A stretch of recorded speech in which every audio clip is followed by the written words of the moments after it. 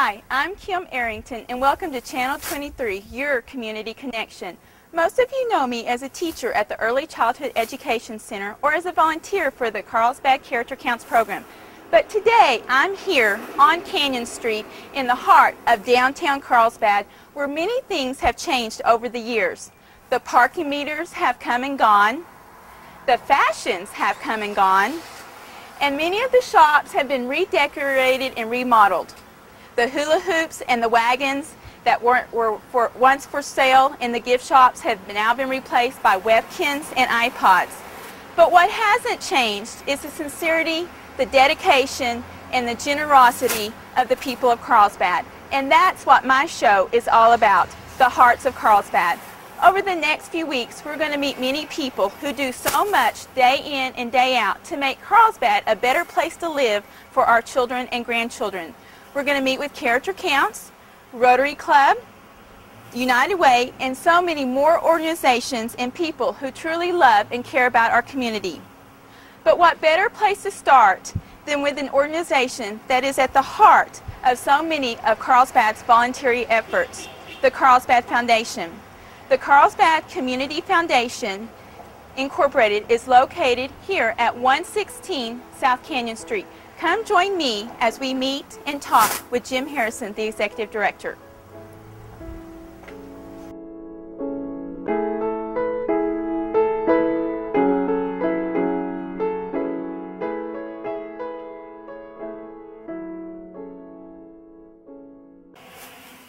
Hi, Mr. Harrison. Hey. How are you today? Good. How about you? Good. Thank you so much for letting us come and Okay. talk to you. Would you like to sit down and let us ask you a few questions? Please.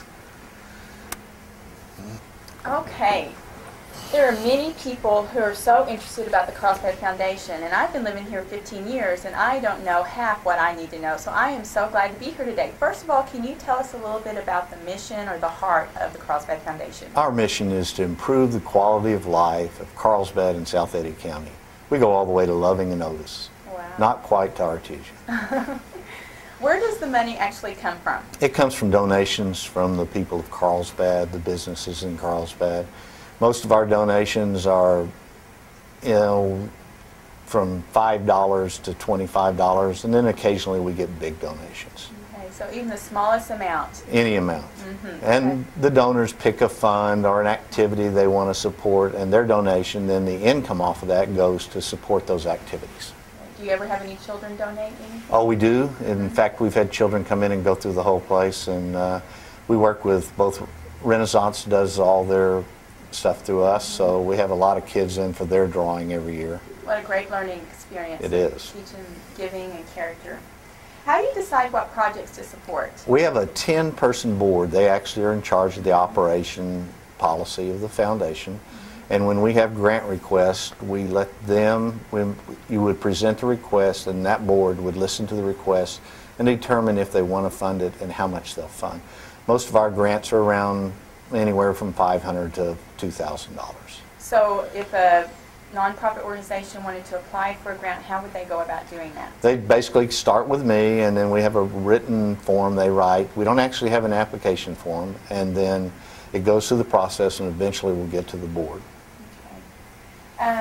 What can you tell us about the history of the Carlsbad Foundation? The foundation was established in 1978. It was the old Memorial Hospital, the old St. Francis Hospital, which is the police station now. And the assets from it, plus $500,000 from the A.J. Crawford Award, were put in the foundation, giving it assets of around $2 million. And it was done by the old hospital administrator, my predecessor, John Mills. So what other organizations do you work with on a regular basis? We really work with nearly all the nonprofits in town, either with grants or managing funds or holding funds. So if a person wanted to make a donation to a certain nonprofit organization, what would the process they do? Just come in and yeah, how would they find those nonprofits? Most of them that are on our mailing list get a donation form. Okay. Anybody else can just call and we'll tell them the process. Basically, they just send the money in and tell us which fund of the 200 funds they want to put it into, unless it's a big donation and they want to establish a new fund.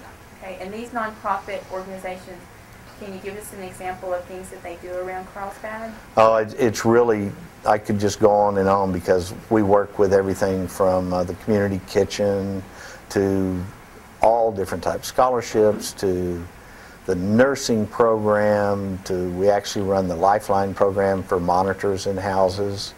It's just on and on. It's hard to go on. You name it and we've probably worked with them one way or another. Okay, so what are some of the foundation's recent accomplishments? Our recent major accomplishment was we received a $10 million donation, an endowment fund.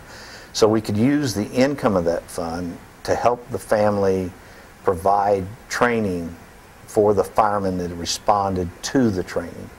Basically, we took that money, we bonded the income off of it and built we got $7 million in funds, but we built with that fund an $11 million training facility for emergency people throughout, we hope, the state, the region, maybe even the United States. And has that been finished now? It's built and in operation. Great. So we have people coming from, is it just our local We firefighters? Or? No, we actually had the state fire convention here last week, and they put on a convention for all the firefighters in the state. Okay. We've had them from Texas and from all over. So what can you tell us about your current board? Well, we have a 10-person board, and I'm glad you asked that question. Our president is Mario Salinas. He's this year's president, first time. Lenny Davis is vice president. Julia Williams is secretary. Janelle Whitlock is treasurer. And then our other board members are Neil Dungan, who's a pharmacist. Pete Estrada is the mayor of Loving. Richard Forrest, Mike Geringer, J.N. Seppage, and Mary Waltershot. And how long do they serve? And they serve one 3-year term and can be re-elected for a second 3-year term, but then they're term limited out after that. They have to lay off the board before they can be brought back. Past practice has been that every time we have new board officers, or board members, we actually try to bring in a new one that has never been on the board, and then we may bring back an older one that was there so we have the historic information on the board. And what is the election process? It actually is the board elects themselves. The board elects themselves. Okay. Tell me about yourself and about your staff. So you have two beautiful women here working so hard. Yes, Betty Hackler. She just informed me the other day she'd already been here 10 years. And Jan Nesbitt. All right. And they're both, there's only the 3 of us in a small office, and we like it that way. And how long have you been here? 14 years. 14 years, great. I know your organization holds an award ceremony every year. Can you tell us, that's very significant, can you tell us about all those awards? Yeah, and I'm glad, again, you brought that up. It's the Crawford Award Ceremony, and every year we take care and recognize up to 6 individuals. And I'd like to actually list those individuals if I could. Okay. The major award is the A.J. Crawford Humanitarian Award, and we've had a good group of people that have received that award. And like Frank Bertinoli last year, Don Kidd, Ray Anaya, Jed Howard, Terry Abel, Linda Aycock, I'm going to read all these. Great. Polo Munoz, Adair Gossett, Reverend Gene Harbaugh, Rudy Sparks, Lewis Whitlock, Charles Wilson, Robert and Joanna Light, Judy Waters, Marvin Watts, Walter Geralds, John Heaton, Orrin Means, Arthur and Betty Kingston, Mike and Nadine Rosenberg, Glade Hogsett, Porky Leva, Winfred Van Cleve, Bob and Barbara Forrest, Pete Trone, Ted Hauser, Rupert Pate, Nancy Flanagan, Perry Denton, Catherine Armstrong, and Earl Flanagan. Okay, so what are some of the other awards also? Well, we give special recognition, and in special recognition, this is an award to a humanitarian who reflects outstanding qualities of experience and compassion, but whose humility or low profile would not give them the opportunity to receive the humanitarian award. And that humanitarian award, again, is for excellence and compassion and community service.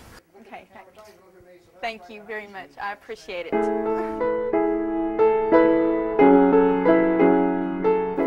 It's pretty amazing how much good is done in just one little building in downtown Carlsbad. The Carlsbad Foundation spends millions of dollars each year making our community a much better place to live, and it's all thanks to the generous donations of numerous local residents. Over the next few weeks, we'll visit more organizations who also have their hearts in the right place. Mother Teresa once said, "I can do no great things, only small things with great love."